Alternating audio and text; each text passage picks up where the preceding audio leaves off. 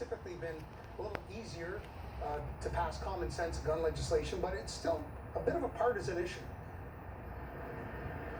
It's a partisan issue, George, but, we talk about the spike in gun crimes. I believe the statistics are something like 37% increase in the last 11 years. Now, let me just refer to something that I used when I was in homicide, and it kind of worked for me when I tried to kind of sift through all of the noise, and that's a philosophy by Occam's razor, and I'm paraphrasing, of course, but what that says is the simplest answer, the correct answer, is probably staring you right in the face.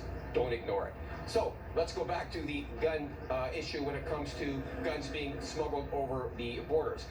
This could suggest why gun crimes are still up, because that problem still exists. We've heard police agencies all across this province. In fact, I interviewed many here from the Toronto Police Service who have said that, yes, they are putting a lot of resources and money towards gun violence, but they need to plug the holes at the border. That is still going on. So unless that is changed, we're going to see the same results. Tommy, my camera guy, and I were just talking about issues, about cultural issues, and in the States you've got issues with legislation, you've got issues with how the Americans treat firearms, the Second Amendment.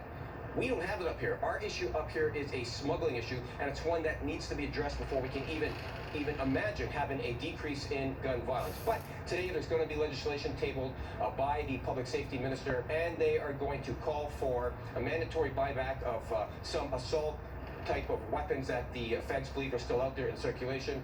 They want to crack down on high-powered magazines. There's already legislation in place with regards to that, and they are going to address issues like mayors across this country or provinces that want to ban legally owned guns altogether. Now, we can do all that, but we still got the issue at the border, and that is, thankfully, something that is being talked about again. The feds say they're going to address that problem. Addressing it is one thing. Plugging those holes is another. I did policing for 30 years, and this has been the same issue for all of those years. That issue at the border needs to be plugged before we're going to see any reduction in gun violence. It has nothing to do, in my view, with legally owned guns, George. And I say that because of all the homicides I investigated, over 150 of them, only one involved a legally owned handgun, and that was an accidental discharge where a manslaughter charge was laid. Many homicides where baseball bats were used, scissors were used, knives were used. The issue is not the gun. The issue is the amount of guns that are coming in from the States and whose hands they are getting into. Now, we did hear from the Justice Minister, and they provided their thoughts with regards to this gun issue. And here's what they said. Let's listen.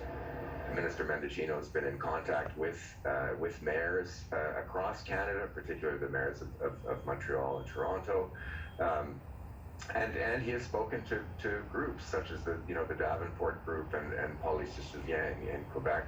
These kinds of discussions are important. They're ongoing. They're serious. We know we have to address this. We've promised to. You've got something coming on Monday that the order paper has made public. Now, George, back in the day when I was a young detective, I investigated those that were applying to get a gun license. It was called a Firearms Acquisition Certificate. They are very strenuous. Those are done with background checks, and so those being allowed to purchase legal firearms, they go through some pretty strict background checks and conditions. Lastly, we've got very strong gun laws in this country. You can only take your gun to and from a shooting range. You must take the direct route there, the direct route home, and you've got to have a locker in your house that's fastened to the floor, and your ammo and your gun has to be separate. Pretty strong laws. Gun owners are very responsible. It's the border, George. We need to fix that at the border, and then we'll fix our gun problem up here. Thank you. Steve, great explanation. Thank you so much. All right, time now to check the forecast.